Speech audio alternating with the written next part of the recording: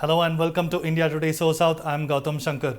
The BJP has making severe efforts to breach the state of Tamil Nadu, and they have not spared any efforts, and this time they have announced their intent by announcing the third list of BJP candidates, where we will now see the state BJP chief Annamalai, who will be entering the Lok Sabha fray. So Annamalai will be contesting the Lok Sabha polls from the seat of Coimbatore. Now, not just Annamalai here, we have other contestants as well who will be talking about in detail. So, Tamilsai Sandarajan, she will be contesting from Chennai South. Pon Radhakrishnan has got the BJP ticket from Kanyakumari. Union Minister L. Murugan will contest from Nilgiri's constituency.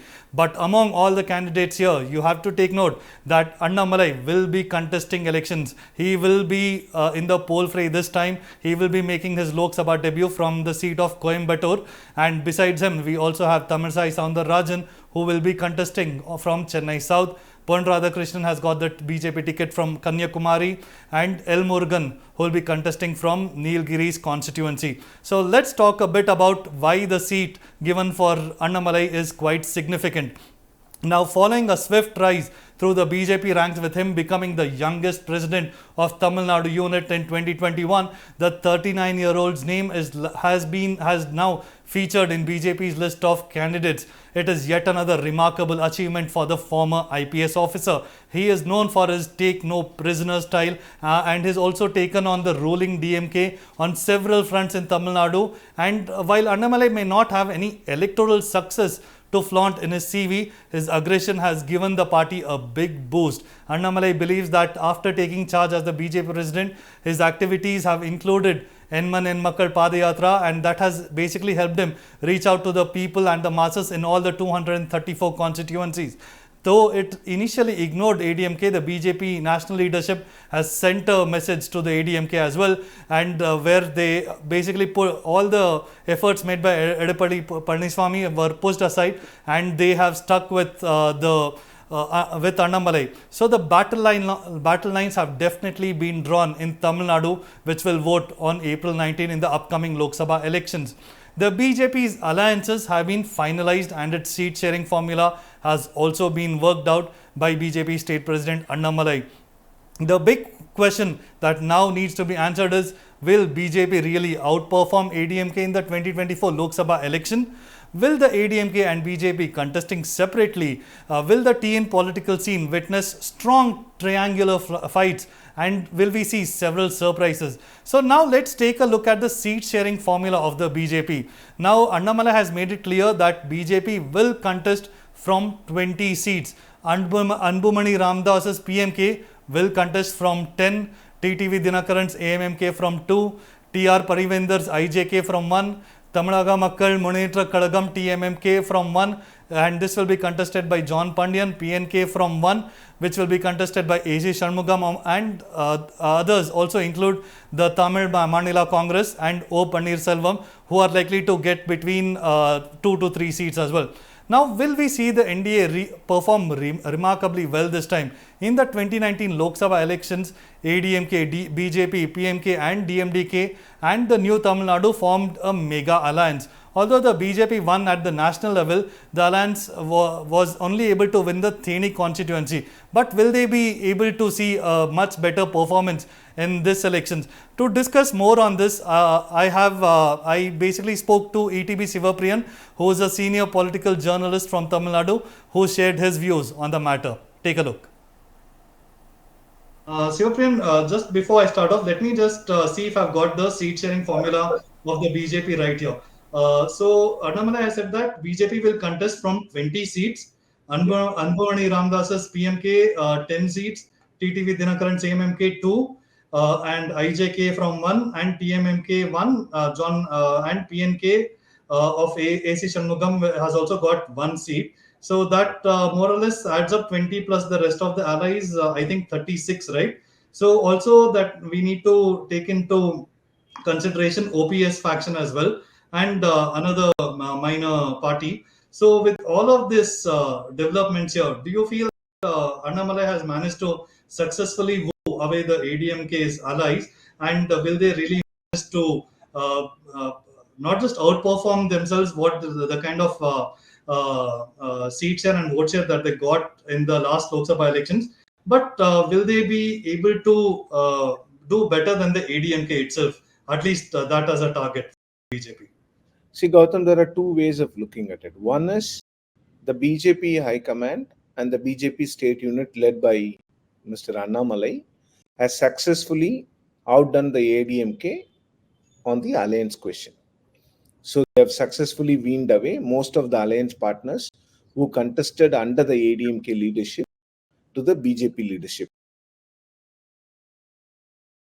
Sivapriyan, just before I start off, let me just see if I've got the seat sharing formula of the BJP right here.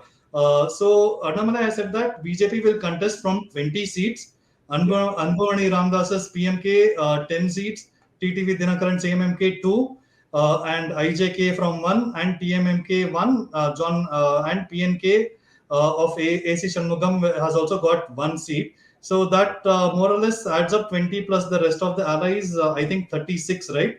So also that we need to take into consideration OPS faction as well, and another minor party. So with all of this developments here, do you feel that Annamalai has managed to successfully woo away the ADMK's allies, and will they really manage to uh, uh, not just outperform themselves, what the kind of seat share and vote share that they got in the last Lok Sabha elections, but will they be able to do better than the ADMK itself? At least that as a target for the BJP.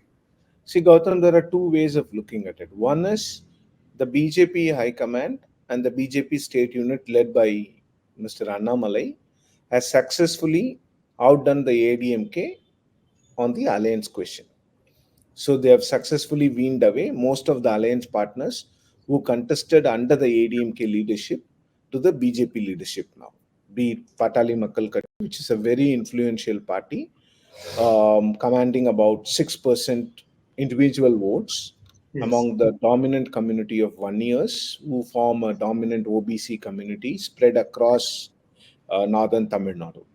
So this is a major boost for the BJP, and Tamil Manila Congress is another small party led by former Union Minister G.K. Vasan, who is also the son of late veteran congressman G.K. Mupanar. So you have parties like the AMMK, which is party as a strength will be very less, but they might be able to get a lot of community votes to which Mr. Dinakaran belongs to the BJP. Okay. Not just in one constituency, but in about 10 to 12 constituencies. I'm not saying huge votes that they can bring, but they can bring some percentage of votes. That is one thing for AMM.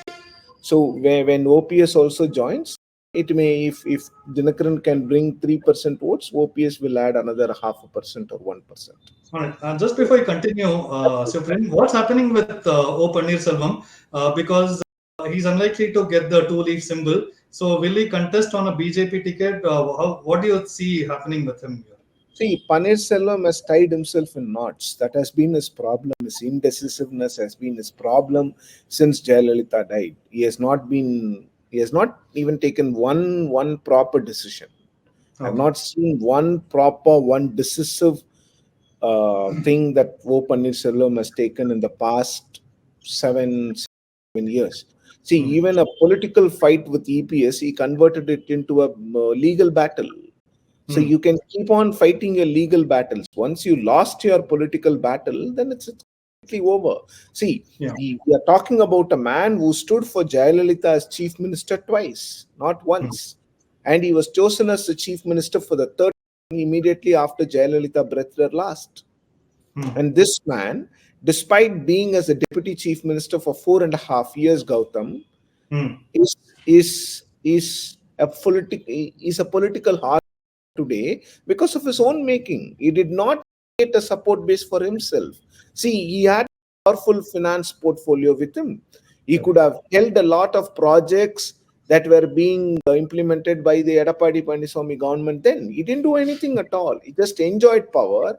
And once the power went off, this man started just because like Edapadi Paniswamy was scared of Shashikala's ascension to the party, he quoted him. So finally, when he knew that Mr. OPS was more of a liability than what to say, an asset, he just threw him out of the party. So then OPS realized that he didn't have any support in the party. See, hardly there are 3 or 4 MLAs with him. Whereas compare it with Mr. Edapadi Paniswamy, he has 63 MLAs with him.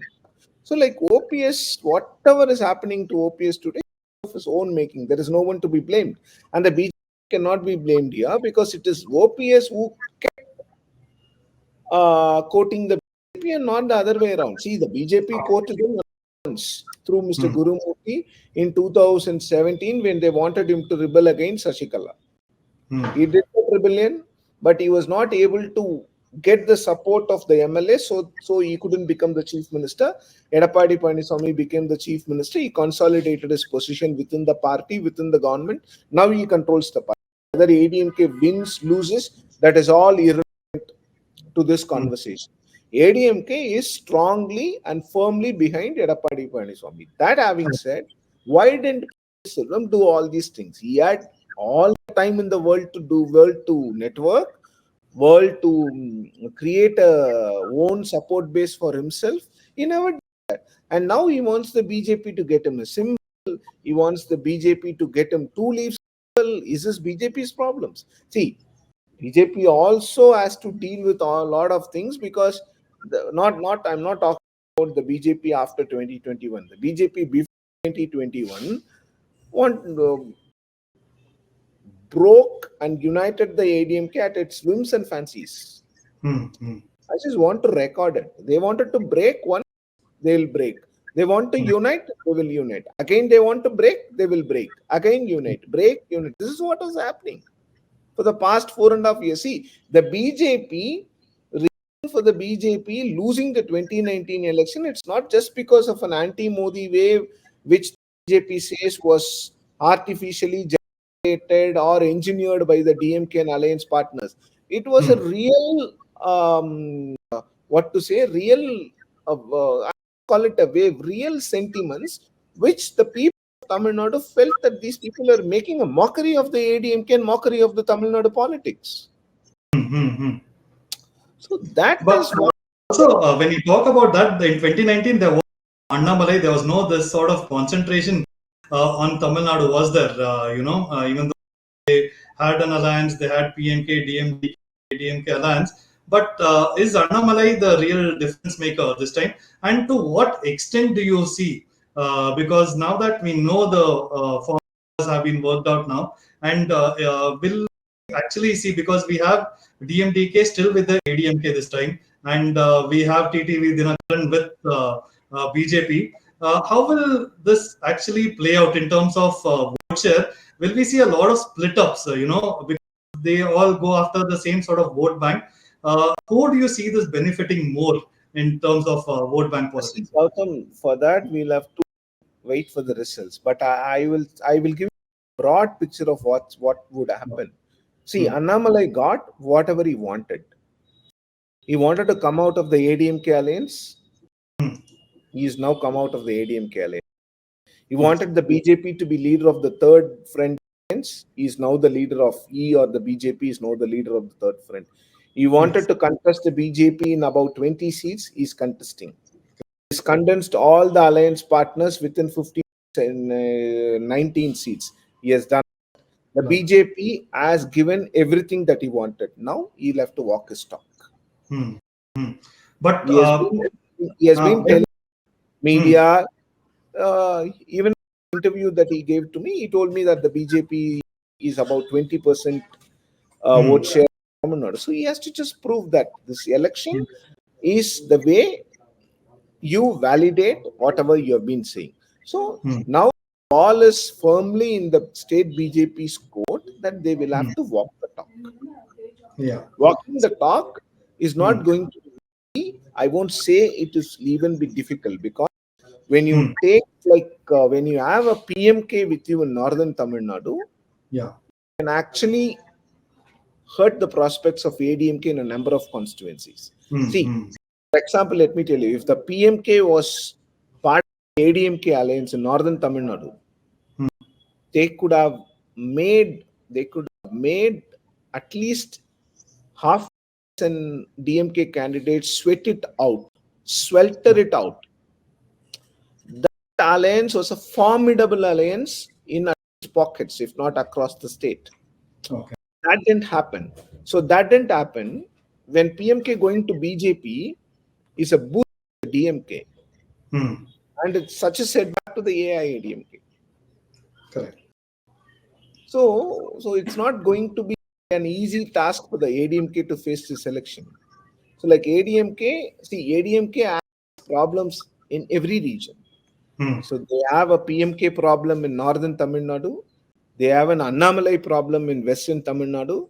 They have a TTV and an OPS problem in south Tamil Nadu. It's not going to be easy for them. But for the BJP, like I said, they've got whatever they wanted. Now they will have to ensure that they get this percentage of vote that they have promised. Yeah. Because the High Command gave whatever they wanted. So while doing all these things, the BJP, would say that there is an opinion that the BJP may emerge second in some constituencies, which is true. But it is not going to happen by default. Okay. The BJP has to work on the ground. BJP has to really work on the ground. And having said that, they are working on the ground in a couple of constituencies. I know, for example, Coimbatore, they are working hard. Tenkasi, they are working hard. Kanyakumari is definitely a stronghold of them, and they're already working hard there. They're working hard in Tirunelveli. They're working hard in Sivaganga. So all these constituencies they have chosen, and they are working there for the past 1 to 1.5 years. In some constituencies, it's even 2 years. So all these hard work has to result in votes, has to get converted into votes, because people may trust you, but they may not vote you. Yeah. So that is where the BJP's challenge lies today, to ensure that, and let me also tell you, the 20% vote share that the BJP is projecting, to me, it looks a bit of an exaggeration. All right. Still stand by the statement. Still a bit of an exaggeration. To me, it looks like a bit of an exaggeration, and the BJP overestimating itself. And I did post this question to Mr. Annamalai in the interview. He responded in his own style, saying that there is nothing wrong in overestimating. See, I'm not saying what I haven't already written or anything. Correct. Basically, Yeah. BJP is trying to project itself as a second force after the DMK alliance in Tamil Nadu. Projected till elections, but for them to do the same after the elections, they need to prove that they are the number 2. Yeah. And that validation will come only through the vote share or the seat that you win. Right. So that Sivaprem, as much as the BJP needs to prove their mettle in terms of they can emerge as the second leading party in Tamil Nadu, Edapadi Palaniswamy, what about his leadership? Are there enough questions being asked about him, what he's doing to really revive the ADMK's fortunes here? He has just announced his constituencies and the candidates as well. But is he really ready to fight it out and fight dirty if necessary to really protect the ADMK's chances in the Lok Sabha elections? See, Gautam, for the ADMK 2024, they think it's not a battle at all. Okay. They are concentrating only on 2026. They may be missing the 2024 bus, but they don't seem to be bothered about it. There are consequences. There are consequences once if they lose. In the event of them losing the elections, there will be certainly questions about Mr. Edapadi Palaniswamy leadership. Yes. But the ADMK will have to find another leader. No, it's not going to be an easy task. So then they may try to be together. And moreover, I personally feel the real test for the the real way of testing ADMK's electoral fortunes or their strength is assembly elections. Okay. not the Lok Sabha poll. I'm not saying that Lok Sabha polls is irrelevant, but ADMK being a predominantly regional party and without prime ministerial candidate, the party may not be performing well or as being expected by others in this election. But the real challenge for Palaniswamy is to keep the party united till 2026. If he keeps the party united till 2026 and the BJP doesn't perform well or perform according to it, and Mr. Palaniswamy in 2026 might be able to, I'm saying might be able to attract new allies, even that those allies may be from the DMK alliance also. But challenge is to keep the party alive till 2026. And I personally believe that the ADMK's vote share has not shrunk much as we speak. That Okay. a significant portion of the vote bank that the ADMK possesses is silent, has gone silent, not voting. Okay. Whether that silent minority or majority or whatever call it, that silent portion of the ADMK vote bank, whether they vote this time or they continue to be silent is yet to be. And see the BJP's way of who the AIADMK votes, not the AIADMK votes, ADMK supporters, like praising Jayalalitha, praising MG Ramachandran, and so on. Jayalalitha did not come to power only just because ADMK cadres voted for her. There have been Jayalalitha supporters who are primarily DMK haters. See, here the politics is very simple: pro DMK or anti DMK. Okay. That is how it has been for the past 70 years. Yeah. Yeah. There is only two political parties here: anti DMK parties and pro DMK parties. Okay. Simple. Correct. That is how the politics here has been. Till Mr. Karunanidhi was there, it was only about the personality: anti Karunanidhi, pro Karunanidhi. It was simple.